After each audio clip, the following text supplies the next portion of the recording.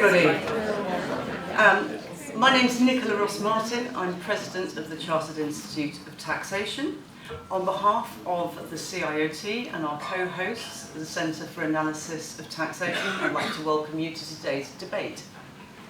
For those of you who don't know us, we're a professional body of tax advisors. We've got 20,000 members across the UK. We're an educational charity, and we work to improve public understanding of taxation and for a tax system that works effectively for all of us, taxpayers, advisors, HMRC, and those who depend on it to raise money and need to fund public services and support those in need. So we're delighted to be here at the Labour conference once again, and delighted to be co-hosting this event. CenTax, while only founded a year ago, have been already very active in putting forward evidence-based analysis on the various proposals for how we tax wealth and the wealthy.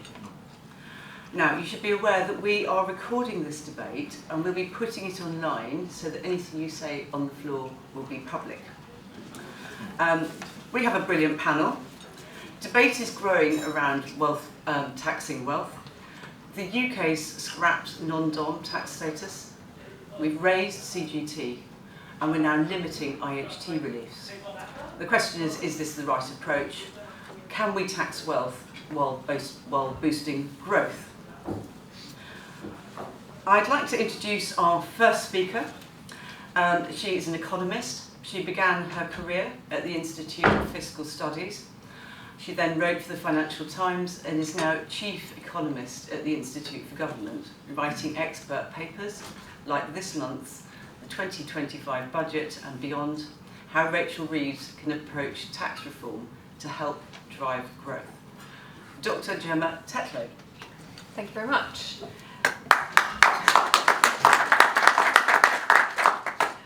I thought it was perhaps worth starting by discussing a little bit why are we talking about introducing a new tax and why are we talking about caring about growth, just to set the terms of the discussion here. The UK government has been borrowing around 5% of GDP for several years now, and this government has an ambition to get borrowing down to a more sustainable level. That is partly to meet the government's fiscal rules, but I think it's also worth saying that it's not just some self-imposed arbitrary rules that they are attempting to meet. There is a genuine fiscal sustainability constraint that they face, and there is a need to get to a point where government isn't having to borrow so much every year to pay for the things that we want in terms of public services, welfare benefits and investments. At the March budget, the government had about £10 billion of headroom against its fiscal rules. I think if we get away from the headroom framing, I think it's fair to say that they were on course to have about a 50-50 chance of getting to a position where tax revenues were covering day-to-day public spending and that debt was on a falling path in the medium term. For various reasons, it looks likely that the forecast that they'll be presented with for this budget at the end of November will be worse than what it looked like in March. There are a couple of reasons for that. One is we've had some U-turns on government policies that won't be happening now, so that's opened up about £6 billion of hole in the public finances. Also, probably more significant than that, it seems likely that the Office of Budget Responsibility are going to reassess what they think the prospects are for future economic growth in the UK. We've had yet more years of weak economic performance, and so their expectations from March are looking increasingly optimistic about how rapidly UK growth can rebound. Interest rates are also higher than they were in March, and given the very high stock of UK government debt and how much of it needs to be refinanced in the next year or so, those higher interest rates are also going to put more pressure on public spending. So I think we're in an environment where the Chancellor will be going into this budget probably needing to find some way to either cut spending or raise taxes. And for various reasons, I think we're much more in a tax-raising world than a spending-cutting world. Firstly, on the welfare side, that we've already had the two significant welfare announcements made in the last year of this Parliament be reversed, which suggests that the government is struggling to make the case for changes in that area. And then on public service spending, departmental spending, we've just had the government set out the 3-year plans for departments, so it would be quite difficult and quite odd to reopen those settlements in a serious way now, which I think leaves us talking about tax.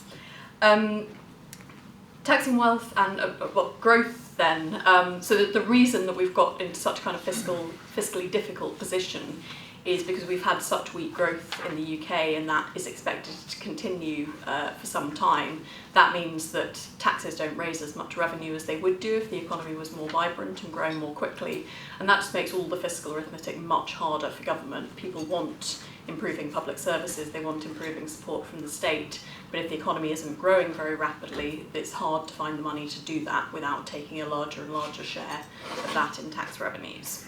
So I think growth and taxes are definitely on the government's agenda, and they've clearly said growth is their #1 priority. When thinking about taxing wealth, in some ways I can see why it sounds very attractive. Usually, when you ask the public, the wealthy are not individuals themselves. I'm not wealthy, somebody else is wealthy, and therefore a tax on the wealthy sounds like a tax on somebody else. It also sounds like that's a person who's sitting there with a lot of money who could therefore pay that tax. But I think there would be two things for the government to bear in mind when thinking about what that means for designing wealth-type taxes. One is that wealthy people typically do have options, and in the extreme that includes moving somewhere else to find a different tax regime. But there are also, I'm sure Emma and Arun will get into much more of the details of ways that you could get around certain types of wealth taxes. But I think more fundamentally, if we're talking about stocks of wealth, those do to an extent reflect the build-up of past economic effort and activity. So we do need to think very carefully about, if we're going to tax wealth, how is that actually going to affect the future choices that people make about their economic activity, and how does that affect the growth prospects for the country? So from an economic perspective then, I think several things worth thinking about when designing a wealth tax, if you're really concerned about growth as well. Firstly, are we talking here about taxing stocks of wealth or the accumulation of wealth? The UK tax system does a bit of both of those things at the moment, but doesn't do either of them very well. So what is your real objective here, and why does that make sense within your wider tax strategy and your wider growth strategy? And second, how might people respond to any changes in tax you make in this area? Wealth is much more heavily concentrated than income is, so you're much more vulnerable to a smaller set of people changing their decisions and changing their behaviour in response to your tax. So I think perhaps even more so than when you're thinking about taxing income, you need to be very sure up front that you have an understanding of how people might respond to this and whether you might end up undermining your original objectives through how people respond. So I would say for government, that means firstly, be clear about what your objectives are. That really helps to guide the design choices that you're making and helps to sell it to the public and explain what it is that you're doing with these taxes rather than simply raising money. And secondly, I think carefully about what evidence you need. Where can you get that from, whether it's anecdotal evidence from tax advisors through to quantitative evidence of the sort that CenTax produce, through to polling to understand how does the public perceive this and how might it play politically if you try and make some of these choices. So I'll leave it there. Thank you very much, Gemma. That's a very good set out from the economic perspective. So let's move on to our next speaker. He's one of our two panellists today who were co-authors of the 2020 Wealth Tax Commission report. He's Director of CenTax and Professor of Economics at the University of Warwick, Dr. Arun Advani. Great, thanks very much. So I guess the one place to start a conversation about tax reform and thinking about taxing the wealthy is just to think about how we tax everybody else, how we tax people in this country. So most people here will be paying income tax from the income they earn. That income tax will be taken through PAYE. There's not very much they can do about it. Maybe you put a bit more into a pension contribution and that will reduce your tax bill. But those are the kinds of ways that most people are taxed. And that tax system, if you look at the structure of it, is a broadly progressive one. There's nothing to pay until you get to about £1,200,000, then there's a 20% rate up to a point, a 40% rate, and eventually a 45% rate. But actually, incomes that you earn can come from work, in which case you have that regime with another regime laid on top, national insurance contributions. And that means that the actual tax rate that most people are paying on work is much higher than that. And that tax on work is a tax on businesses and therefore a tax on growth. When you look at all of the complaints since the budget last year by businesses around the change in national insurance contributions, they said, look, you're taxing work, you're taxing ordinary people, but that's actually a cost to us as businesses. So the idea that there's just a dichotomy between you tax capital and that's definitely bad for business, you tax labour and that's fine, like we can do that, it's not going to be bad for business, is really not the right way to think about it. So once we accept that, then as Gemma said, in a world in which we need to raise taxes, the question is where is the best place to go to try to look at reforms, and how can you do tax reforms that raise more money, if that's what we need to do, while not doing anything negative for growth, or in some cases, maybe doing things that are positive. And for those of you who came to the panel earlier, my colleague Andy said exactly the thing that I always say in this context, which is, actually, when you look at the UK tax system, the brilliant news for us all is that it's so badly designed that there's lots of ways to raise more money and actually make the system better, to do things that are actively good for growth. There are lots of things we're doing now that are terrible for growth because of the way that we've designed the system, and that means there's lots and lots of scope to raise money simultaneously. It's not necessarily the panacea to all of the money you ever want to raise, but there are lots of places you can do this that will be fairer, that will be more efficient, raise money. So some examples of that. One place is the UK's capital gains tax system.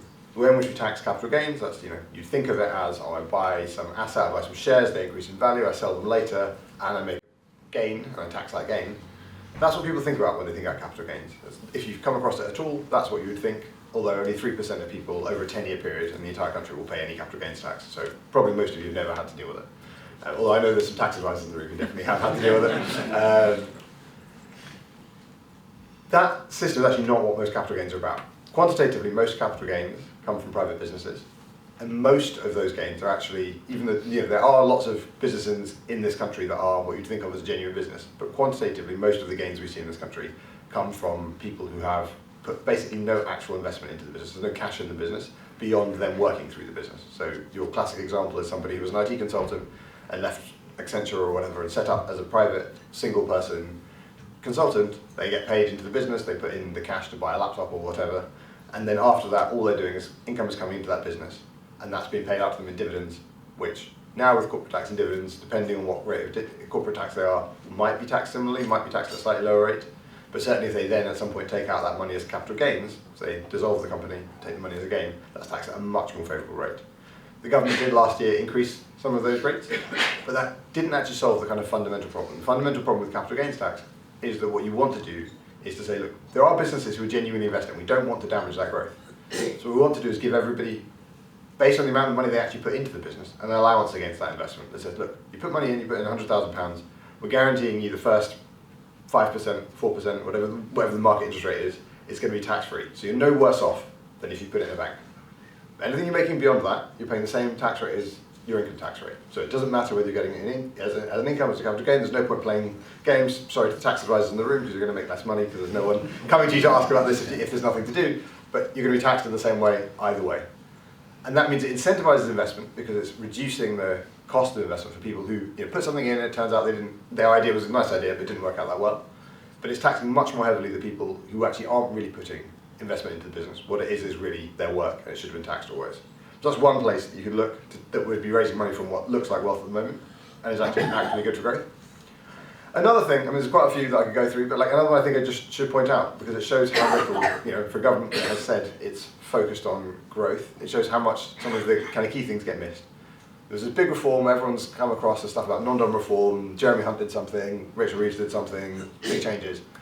At a fundamental level, what changed was we changed exactly what the terms are for accessing to the special tax regime that people used to get. And we've allowed people to now bring that money onshore to spend. But the new regime that's been cooked on is one that keeps one fundamental flaw of the old regime, which is the old regime used to give you a tax break if you invested, if you got income or gains from abroad. And that came from a historic reason that was, once upon a time when we created that regime, it was people had plantations in the Caribbean, and this was a tax deferral, and that thing morphed into what we now have. The new reform has changed all these other terms, but ultimately it's still a regime that gives you a tax break if you invest anywhere except the UK. Okay, anyone give me any explanation for why you'd want a tax regime that gives you a tax break for investing anywhere except the UK? Right, so the obvious thing, yeah, but the obvious thing, you can come up with a technical reason, which is, oh, it's really difficult to kind of solve the problem and change the legislation a bit more. But really, the direction we should be trying to move in is a regime that, if anything, gives you more of a tax break for investing here than anywhere else, but at least, at a minimum, is neutral. Because why does anyone choose to invest in the UK when you'll be paying the income tax rates, or the dividend tax rates, and capital gains tax rates of the UK, or you can pay 0% when you put it abroad? Now, clearly, this is not a good regime. It's not a regime that's designed well for actually encouraging investment. Because of the fact that it's so badly designed, people don't choose to invest in the UK at the moment. Like, the people who use that regime aren't investing in the UK. So you're not losing any money by giving them the access to invest in the UK for free.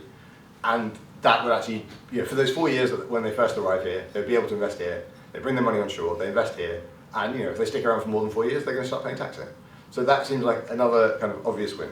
I won't give them the time to go through all these other options, but there is just so, the point I wanted to highlight was just there are so many places in the regime, in the current UK tax system, where we are not at all prioritising growth, or prioritising raising revenue very effectively. And so there are lots of options we have to try to make the system better.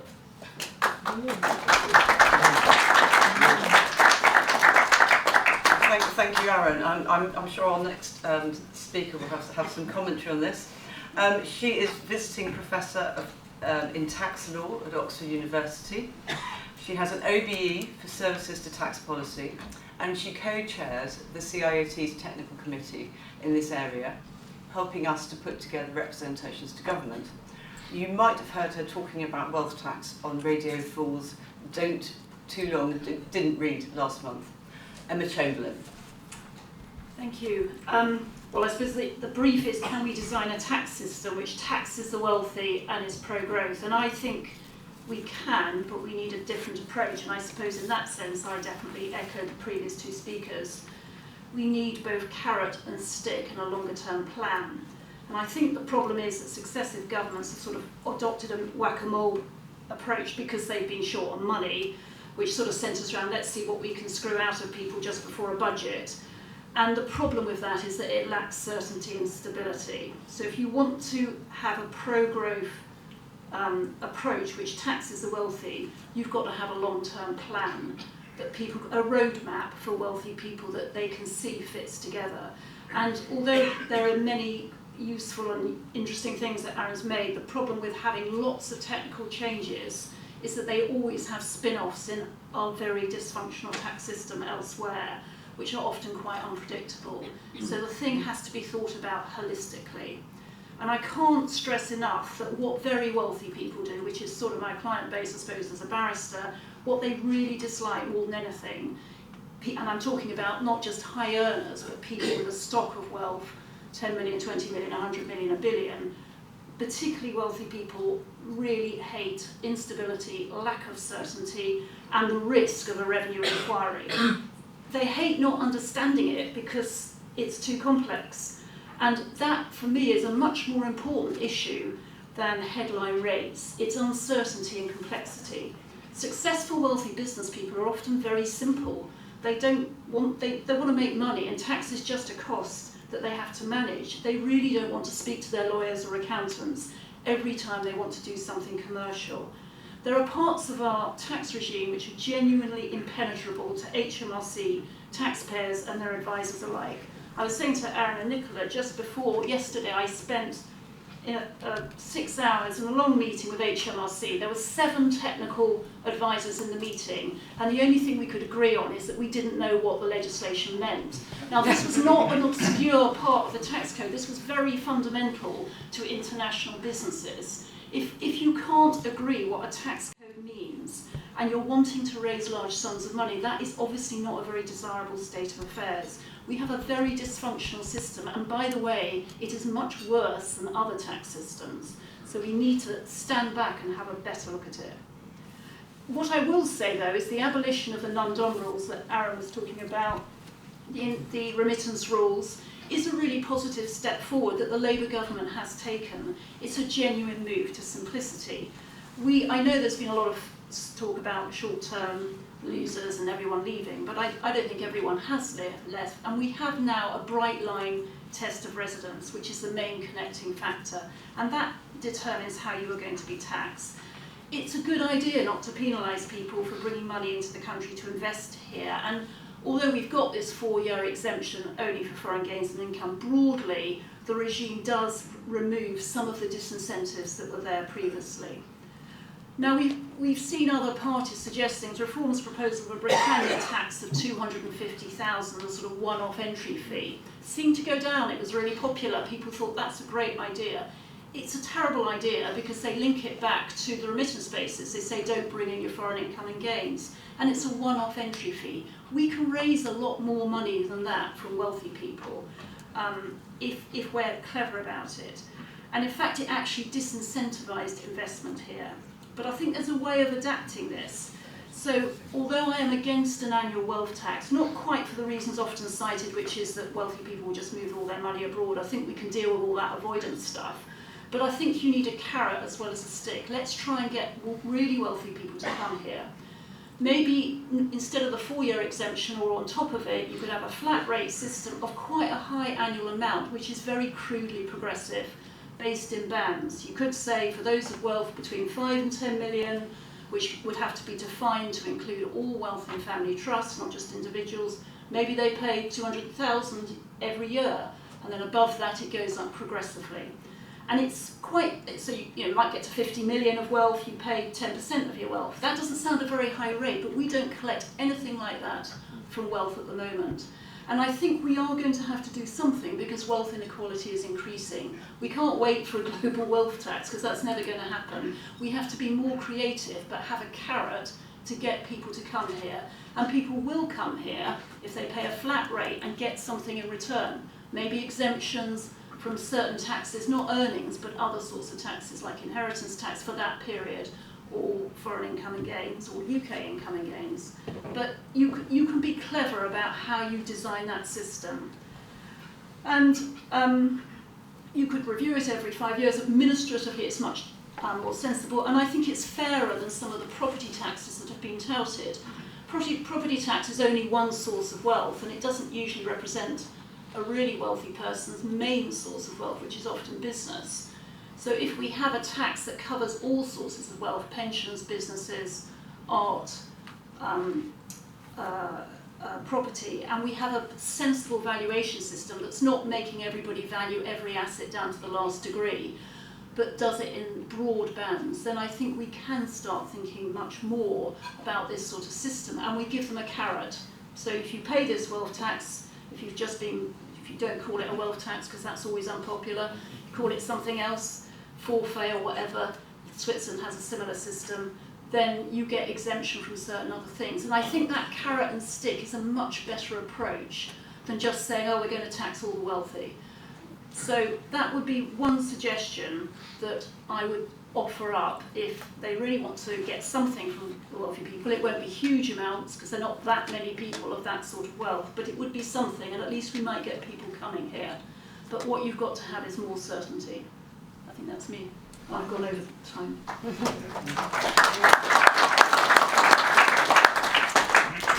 Thank you very much, Emma.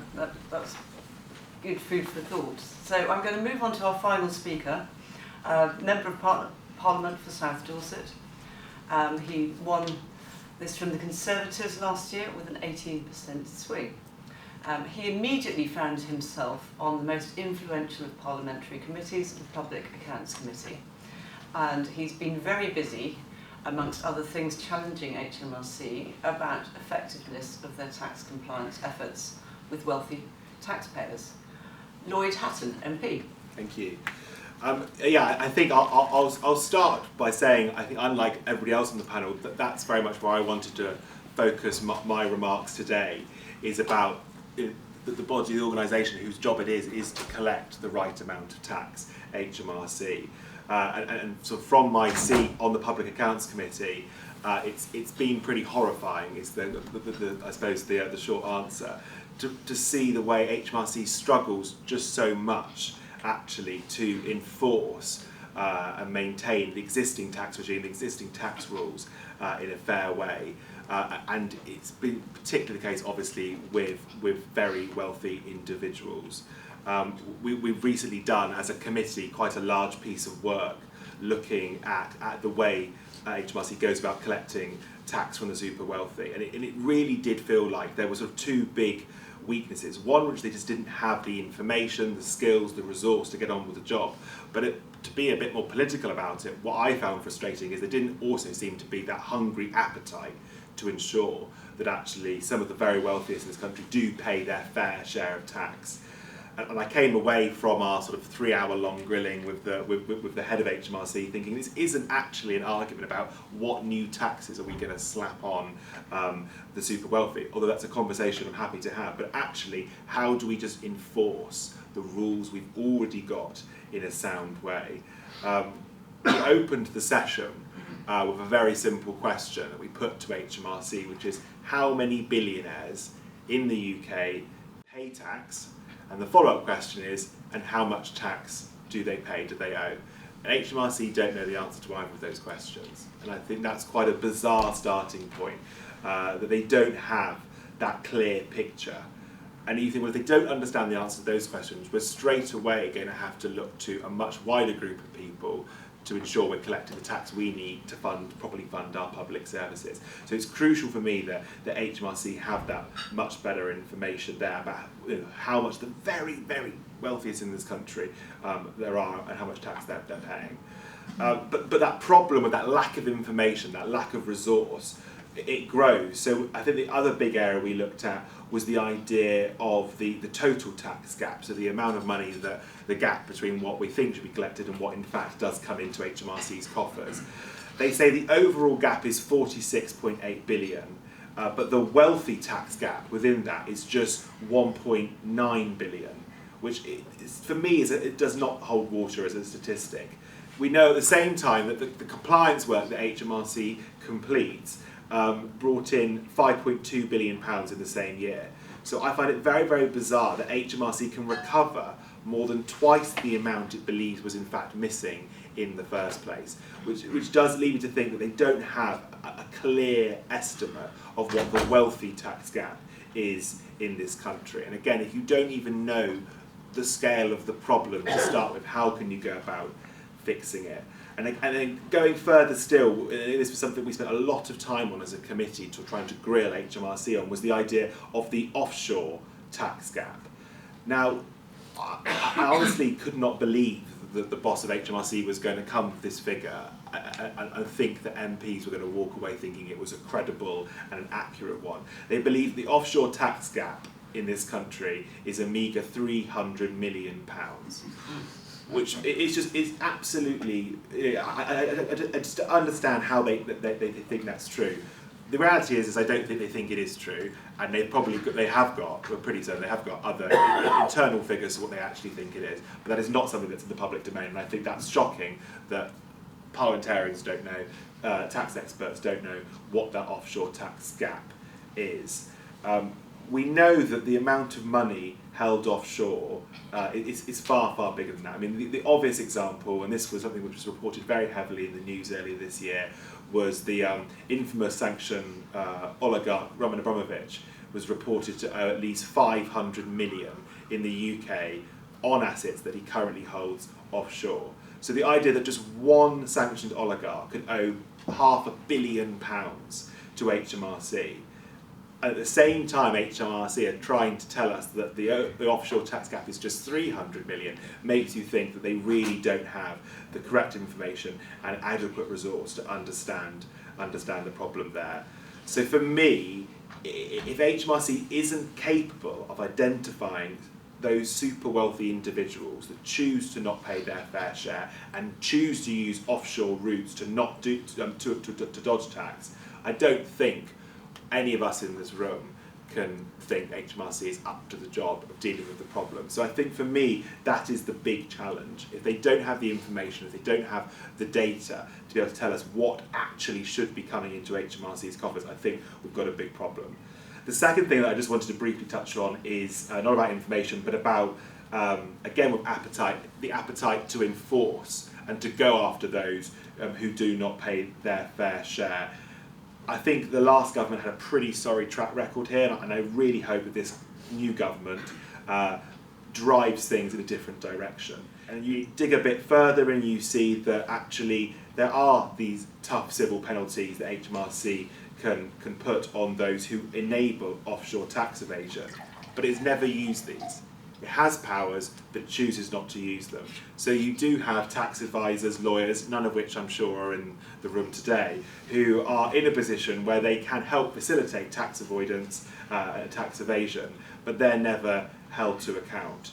I don't think HMRC has a culture which says we need to go after those who are enabling tax evasion in this country and have a really rigorous enforcement policy. And until we see that enforcement much more toughly implemented, I do not think there will be a change in culture, particularly in that sort of professional services sector, where you have some tax advisors, some lawyers, some people working in finance who are making a living out of this. If they don't think there's adequate enforcement, there's no reason for them to change their behaviour. I would just say that obviously that the government have said they will invest a lot more in enforcement and in improving HMRC's performance here. I think it's £1.7 billion they've put forward. I really hope that extra investment sees a change in appetite from HMRC when they look to enforce the existing rules around tax avoidance and evasion. I'll close by just saying I really completely echo what Arun said earlier, which is that what I find so frustrating when you look at HMRC and the way it operates day to day is that my constituents in South Dorset don't have a choice. If you're a police officer, a teacher or a nurse, you're taxed at source. The money never gets into your bank account. It's all through PAYE. That happens. It's very, very simple. It's very, very transparent. And HMRC also know everything there is to know about you. They have all the information already there. And yet, if you are a very wealthy individual, you face significantly less scrutiny.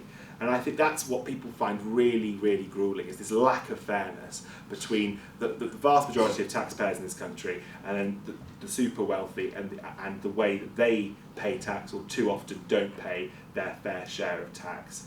And I think that is, for me, the important political argument that a Labour government and a Labour Treasury needs to make the argument and then win the argument, is around enforcing our tax regime and the rules in a much more fair way. People do not mind paying their tax if they feel like everybody else is paying their fair share of tax. What they begrudge is feeling like their money is being wasted and that they are paying where others have a choice to get out of paying their fair share. And we have got a budget coming down the tracks. Public finances are stretched. There are some big challenges facing the Chancellor which she will have to confront in the budget. And people will want to know that when she puts forward that budget, that we are making sure that everyone pays the right amount of tax. This isn't just some sort of technical matter. It is something which matters to a great many voters across the country. It's about that fairness argument and saying, I pay my fair share, are HMRC doing their job properly to make sure everybody else does? And if those people are choosing to avoid and evade tax, does enforcement kick in? And I think if that's something that this government can get right, then we will see a much fairer tax system and one that people trust and feel like is actually delivering for them and delivering for their public services.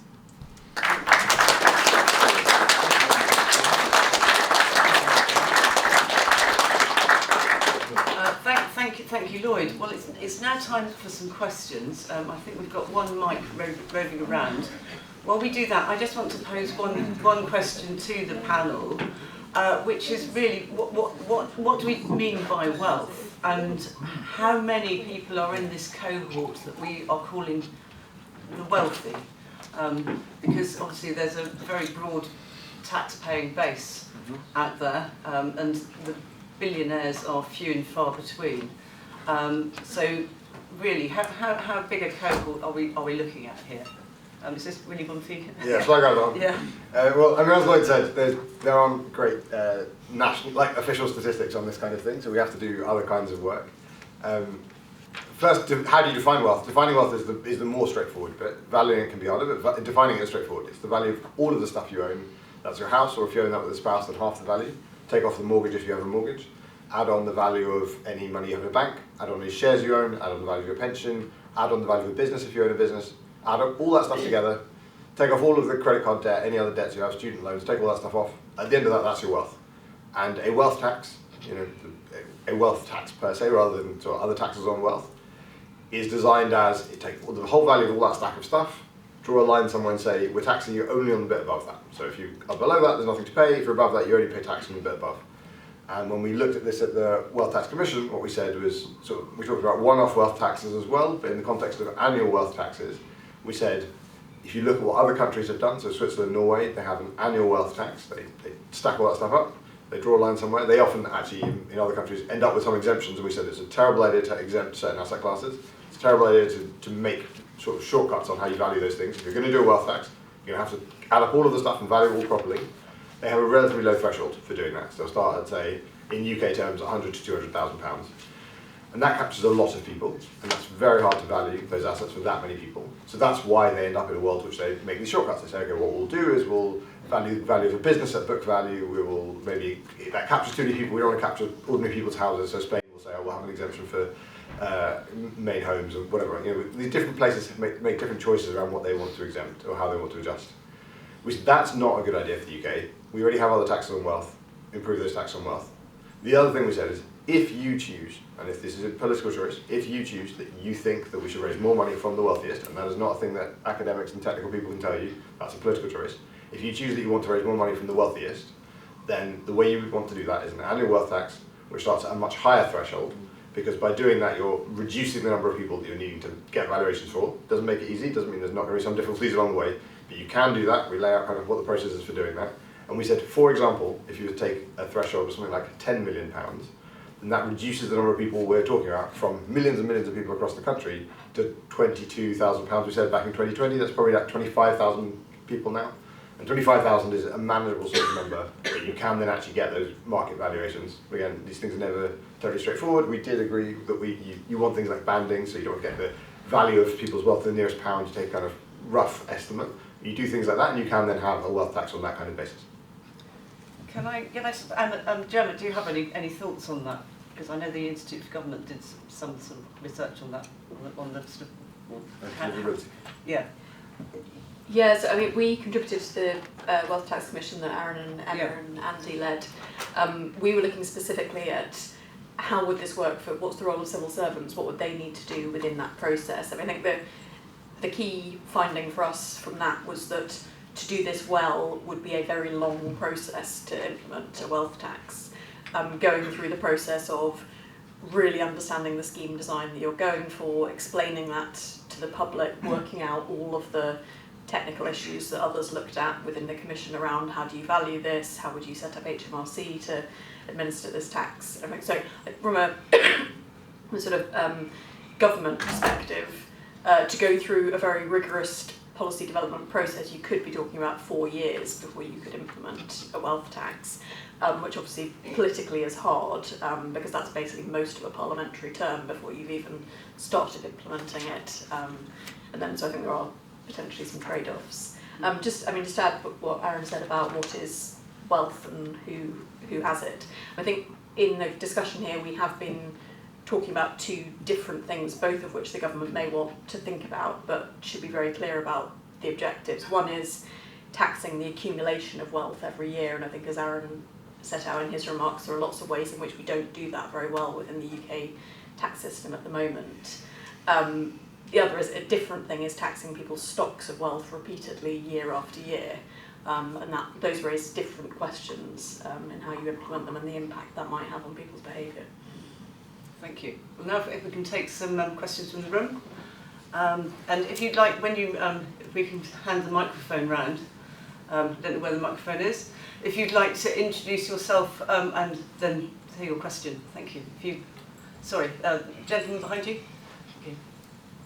Hi, my name's Joe Mays. I'm a reporter at Bloomberg and author of a new book called Can You Run the Economy, which allows you to take on the role of Chancellor and set tax policy yourself. So if you're enjoying this debate, I think you might like my book. And my question is for Emma and Arun, which is, what's your response to Rachel Reeves when she says, we don't need a standalone wealth tax, we already tax the wealthy through things like capital gains, inheritance tax, and indeed wealth taxes haven't really worked in the countries where they've been tried? Emma, do you want to say? Yeah, I can. I mean, I get slightly despairing about people's comments before a budget. I mean, first of all, I think there is, some wealth taxes do work. Switzerland actually has quite a successful wealth tax at cantonal level. They don't, a lot of countries with a wealth tax don't have capital gains tax or much, if any, inheritance tax, and that broadly is how Switzerland works. It works there because they have it starting at a very low threshold and incredibly low rates. So avoidance is extremely difficult. In our country, I think we'd find that quite difficult. So immediately you have a high threshold, you're going to have inevitably more avoidance because people will start splitting up their wealth and giving it away. And you can do all that, but it's quite complicated to deal with it. And we already have a sort of network of quite complicated taxes. So in a sense, I agree with Rachel Reeves that we do already have taxes like inheritance tax, capital gains tax, stamp duty, council tax. Do we just want another dysfunctional tax, or do we want to think a bit more holistically, as I tried to say at the beginning, about how we fit all this stuff together? And I mean, just to say also, in fairness to the revenue, until this year, it has been quite difficult for them to actually calculate what a wealth tax or what the yield from billionaires or millionaires is, because there's just been no requirement to put it down in your tax return. When you do fill in a tax return, you don't put down your stock of wealth. In Switzerland, you do. Switzerland know precisely who are the wealthy people living in their cantons. You don't have to do that here. That will all change because from April 25, as a result of this abolition of foreign dom status, everyone is going to have to put their worldwide income and gains down, and even if you get the 4-year exemption, you're still going to have to declare it. So we will have a much better sense of sort of wealth in this country for people who are resident here, and that, I think, will be helpful in informing policy. And it may mean we have different policy outcomes and better policy outcomes in designing our existing taxes. Thank you. Shall I take another question? Who have we got? This lady at the front here. Okay. Hello, I'm Wanda Keenan from Bristol. So I'm a massive fan of Gary Stevenson. I follow him, he's an economist, and he's offered his services for free to support the tax reform. Why aren't you using Gary? I'm really concerned that the reform will win the next election, and that's going to break my heart. We need the billionaires. There's 156 billionaires apparently living in the UK. They need to pay more, basically. Okay? Thank you. Another question? Who have we got? Yes, this lady in the red. Thank you so much. Really interesting discussion. Holly Wright from the New Economics Foundation. I'm currently writing a paper on the institutional capacity for HMRC to effectively tax wealth. So, really fruitful discussion for me. I was just wanted 2 quick questions. The first of which is more broadly political, which is tax simplification has been a topic that's come up for decades, years and years, all sides of the political spectrum. Quick question, which is why hasn't it happened? What are the barriers to undertaking that? Yeah. And second of all, I wanted to ask specifically about the National Audit Office's report earlier on this year. One of the things that I thought was really interesting in it was the evaluation of the dissolution of the High Net Worth Individuals Unit and leaving the wealthy team in HMRC quite devoid of any specific focus on the ultra-wealthy. And I was interested as to whether or not you guys think that that is a specific barrier to implementing a wealth tax or for any changes to CGT or inheritance tax. Thank you. Yeah, shall we go straight to you, Lloyd, yes. on that? I'll take both, but to start with the points you were making, I think you're right. I think there's a really, just on the politics alone, I think there's a really important case here, which is I think most people in this country are actually in favour of a much more progressive tax system, and whether they're looking at tax release, wealth taxes, council tax reform, wherever you look, I think most people feel that the current system is regressive, it taxes work too much, it taxes wealth too little. And I do think one of the ways that we combat the rise of reform and the rise of populism more generally is by meaningful tax reform. And then, crucially is then, and it goes back to the remarks I was saying at the start, about linking it back to a fair tax system where people do not feel like they are having to pay so much, but others have a choice to pay a great deal less. And then also knowing where that money is being spent. That is crucial. People feel that money is being spent wisely in the public services that they and their community depends upon. I think that is a way we can start to counter that argument that people feel like the country's broken, nothing works, public services are broken, which is something that reform all too often like to feed off. In terms of the points around tax simplification, I think it's a really important point, and it does feel like we've been talking about it for a very, very long time. One of the areas that I find most frustrating is around tax reliefs, and I don't think Treasury or HMRC have an accurate picture of whether or not these are a net benefit or a net loss to the economy and also to HMRC, and I don't think they have the means of finding that out at the moment. I think it is something of a mess. I think that is something that we do need to get a lot better at, is understanding, do our existing tax rules, and particularly the reliefs, do they help us, or are we actually out of pocket because of this? It's quite scary to think that Treasury doesn't have a clear enough picture there. So does that mean you might be pushing for a reopening of the Office of Tax Simplification that was closed? Well, and also HMRC's high net wealth unit. I mean, presumably with the non-dom changes, HMRC is going to have something replacing that. I think there will. Yeah, there needs to be some sort of equivalent, and that sort of 1.7 billion figure that I mentioned earlier about investing in making sure that we have a much better resourced HMRC that can make sure the right amount of tax is collected, and then also look at enforcement as well.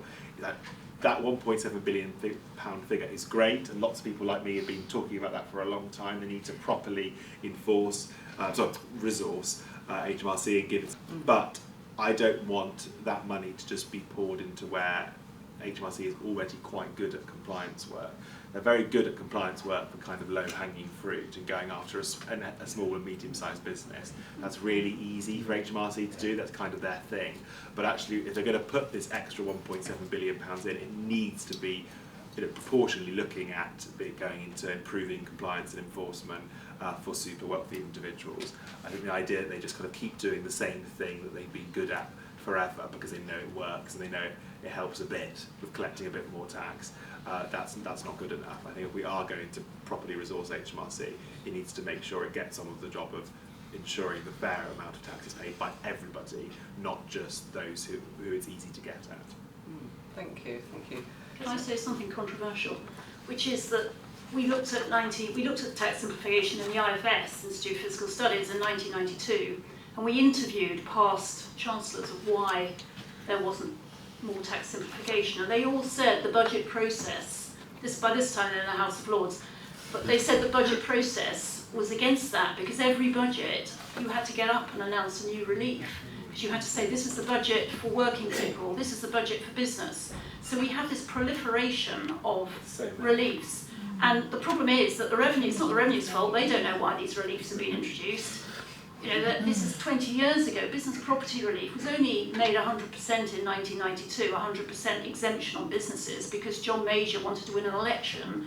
I mean, I'm not criticising one party more than another, but maybe not having a budget process might result in a simplification of tax, because we won't have this endless round before with every professional running around and telling clients they're going to change everything, and then the Chancellor has to get up. And to be fair, Rachel Reeves didn't really do that last time.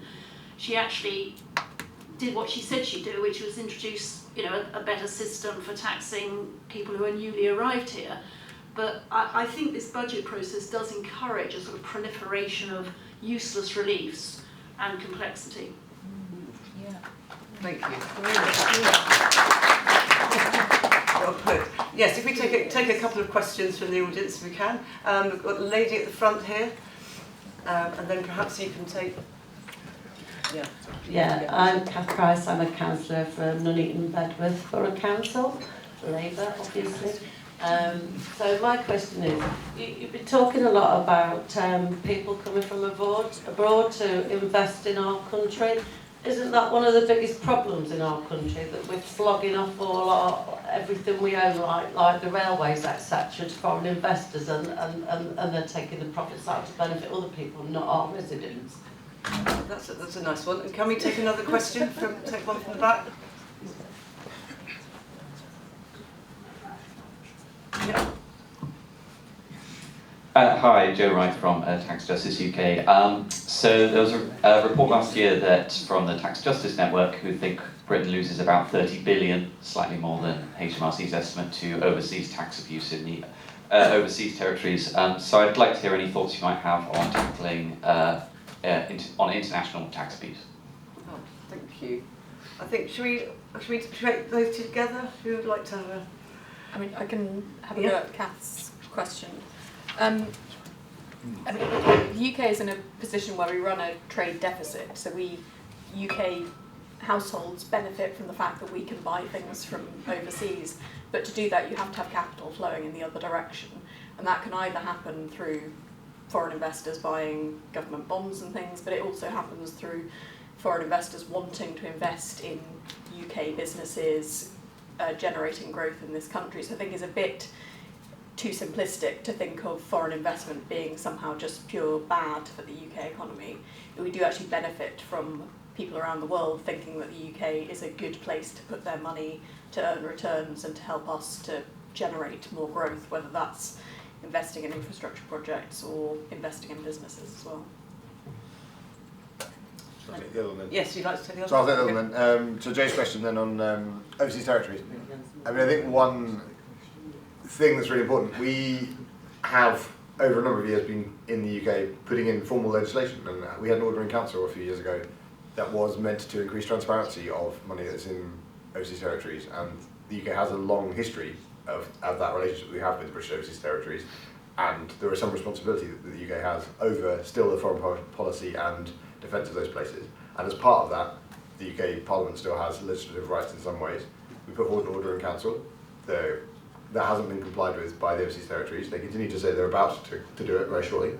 At some point there's a question that is for the government of what is the point of putting forward legislation like that, having legislation, having orders in council, and then not actually enforcing anything there. So I think we certainly have the ability to do things about it if we wanted to, but currently, the previous government didn't do anything about it. The current government so far hasn't appeared to do anything about it. There's certainly a case for using the fact that there is already this stuff on the books that we actually should go and enforce. Thank you. We have a couple of people from the back, got a couple of hands raised. Thank you. Will Snell from the Fairness Foundation. One of the topics that hasn't come up yet in this conversation about taxing wealth growth is around the ways in which wealth inequality itself can act as a barrier to growth, for example, by reducing innovation, investment, opportunity, entrepreneurship, genuine wealth creation, and the list goes on. What are the panel's thoughts on the ways in which various taxes on wealth can help to reduce that wealth inequality, in addition to raising revenues and reducing barriers to growth directly? Thank you. And if you can take another one, perhaps this gentleman in the suit here on... yep. Hello, I'm Devon. I run a company called Policy and Practice, which helps people navigate the benefit system. And it's interesting because I think it's pretty complicated down there as well, but you don't have tax advisors or lawyers to help you with that. And I just thought that was kind of an interesting contrast. But I think the question I wanted to ask is, there's kind of a consensus, I think, that we should tax all wealth the same. I think that kind of came across. But I'm not sure, is there a difference in someone starting a company, employing 30 people, maybe just about eking out enough value from that to be able to buy probably a 3-bed house in London, versus someone who buys that? Is that difference in wealth inequality quite a big? Do you want to encourage certain types of wealth building activity over others? Who would like to respond? Yes. Yes. No, this is a really good question. I think there's sort of maybe two things there. So one is in terms of, is it somebody who's just eking out and getting enough to buy a low, I can't remember what size of house he said, but is it that, or compared to someone who's wealthy? Well, that's a question of the progressivity of the system, and that is one of the reasons for things like capital gains tax. My comment earlier that aligning that with income tax is putting progressivity into that. We can argue about what the right level of progressivity is, but that would be what the effect of that is doing. The other point you have about, well, when you're investing, you need that money effectively to set that business up and to run that business. I mean, that's the question that sort of goes back to what Gemma was saying earlier, but there are different ways in which you can tax wealth. Something like a capital gains tax isn't taking money out of the business along the way, it's only charging you the tax at the point you're selling the business. And so in that sense, it's not damaging any of your ability to invest in your business and grow your business up front. And that's where there actually are other things we might want to do to give you more. I mean, effectively what the current system is doing is saying, if you happen to invest and to get lucky and it all works out very nicely, pat on the back, give you a lower tax rate. If you invest, it turns out it doesn't work out so well, but you got some increase in the value. We're going to tax that anyway, even though you may have done worse off than if you kept the money in the bank. The kind of system we're suggesting is one that actually would be much more sort of supportive of people who have a go, whether or not it turns out to work out, and would for the people who happen to get lucky, they have an idea it works, it turns out to be superstar, they're going to end up paying more tax. So I think that's the kind of design question. Just going back to the connection between that and an annual wealth tax. An annual wealth tax would be taking money, effectively, requiring that person to find the money somewhere. And that's one of the reasons why you certainly wouldn't want to do that.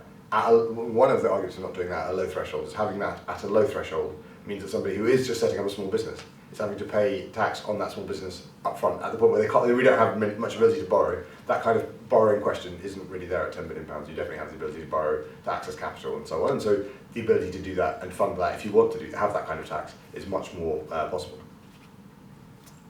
Thank you. Any other comments from Ned?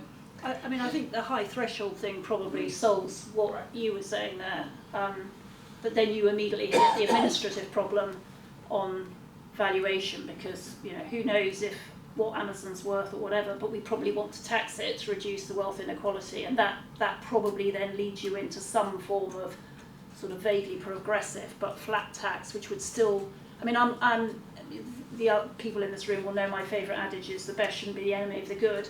And I'd still rather have something that administratively works, isn't massively complicated, and people can think it's doing something, than absolutely nothing.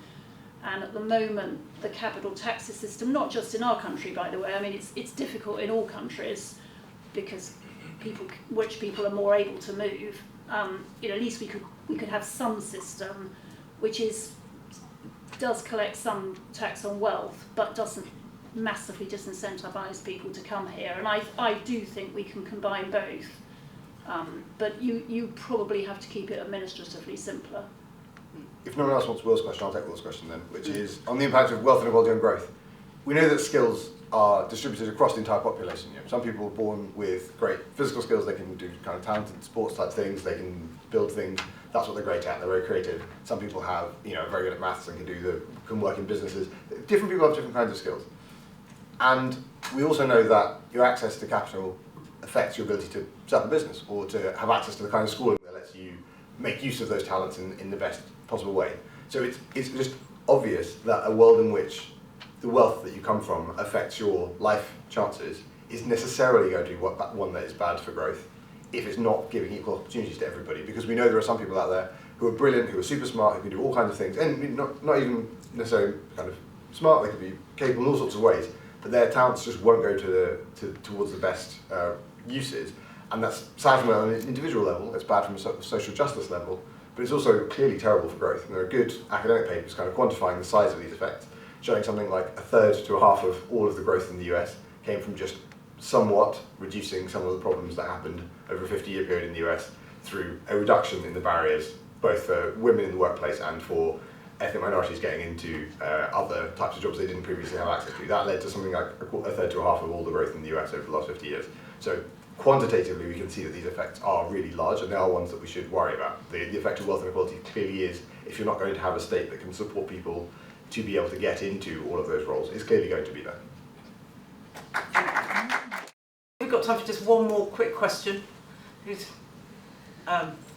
the microphone? We lost the mic. Oh, sorry, yes, do you want to just... Pick someone. Yeah, pick someone.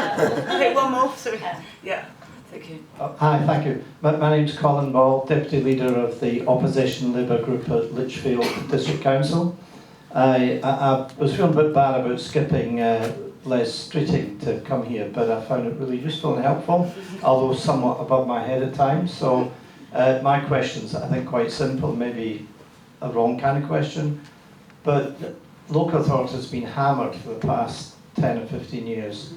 Why can't we, and it was mainly directed at Lloyd, who's left, so I'll catch him later, why can't we simply raise the council tax bandings and make it a more progressive tax than it is at the moment? It's very regressive. I've got a really nice house, but I pay the same kind of council tax as someone who's got a house of £2 or £3 million. Well, thank you. I think that's something that a lot of the papers have mooted. I know there is a government initiative looking at council tax and rates revaluations. Would anybody like to make a... No? Do that. I've often wondered, because that's something, whether the Treasury aren't interested in it, because the money doesn't go to the Treasury. That's why I want this done. Yeah, I mean, I think the Cameron government, Osborne was quite keen on doing that, and then I think Cameron put sort of stopped it. And I mean, you could both have it more progressive and revalue, and I suspect you would raise quite a lot more locally if you did that.